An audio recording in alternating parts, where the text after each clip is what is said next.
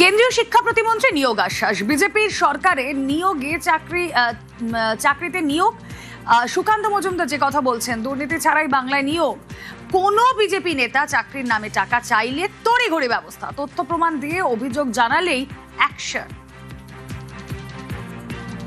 পশ্চিমবঙ্গ সরকারের তরফ থেকে আপনাদেরকে আশ্বস্ত করছি, নিয়মিত রিক্রুটমেন্টের পরীক্ষা এবার থেকে হবে এবং কোনো দুর্নীতি ছাড়া হবে। সেই বিষয়ে আমরা 100% গ্যারান্টি আছি।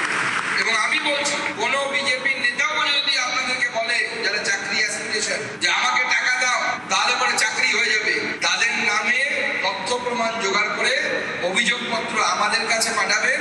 ব্যবস্থা নেওয়ার দায়িত্ব আমাদের, আমরা ব্যবস্থা।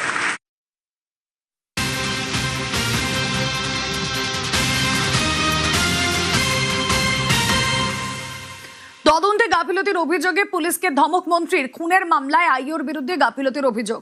তদন্তকারী অফিসারকে ধমক অশোক কীর্তনিয়ার। কেন ধমক, কি কারণে ধমক, একবার শুনুন।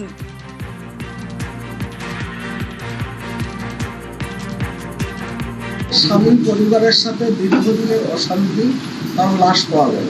আপনার ওসি আইও এনাদেরকে জোর করে লিখে নিয়েছে, দেখুন আমার মেয়ে ঝাঁপ দিয়েছে, মানসিক অবসাদ ভুগছেন। কিন্তু যারা এখানে নার্স আছে, 2টা নার্স, তাদের বক্তব্য স্যার কখনো মেয়েটা মানসিক অবসাদে ভুগতে পারে না, এতটা পজিটিভ ছিল।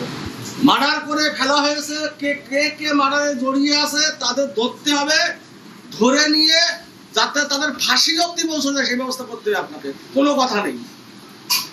আর যদি ভেবে থাকেন পুরনো জমানার বসিরহাট হিঙ্গলগঞ্জ যদি ভেবে থাকেন, আমার থেকে খারাপ কিন্তু কিছু হবে না। তৃণমূলের জমানা ভুলতে পারেননি নাকি, সেটা প্রশ্নের উত্তর দেন। ডাইরেকশনটা কে দিতে তার নামটা লাগবে আমার। যারা যারা জড়িয়েছে তাদের যদি না তোলায় আপনি আয়ো, আপনার ব্যবস্থা কিন্তু আমি করবো।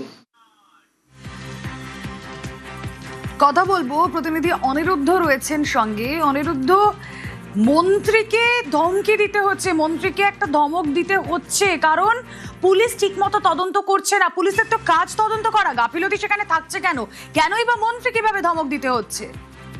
দেখো, একদমই উত্তর 24 পরগনা বনগাঁ উত্তরের বিজেপি বিধায়ক তথা রাজ্যের মন্ত্রী অশোক কীর্তনিয়ার কাছে এই নার্স এবং তার কন্যার যে মৃতদেহ উদ্ধার হয়েছিল সেই ঘটনার সঠিক তদন্ত করা হয়নি, সেই অভিযোগ তুলে আজ তার পরিবারের পক্ষ থেকে মন্ত্রীর দ্বারস্থ হয়েছিল।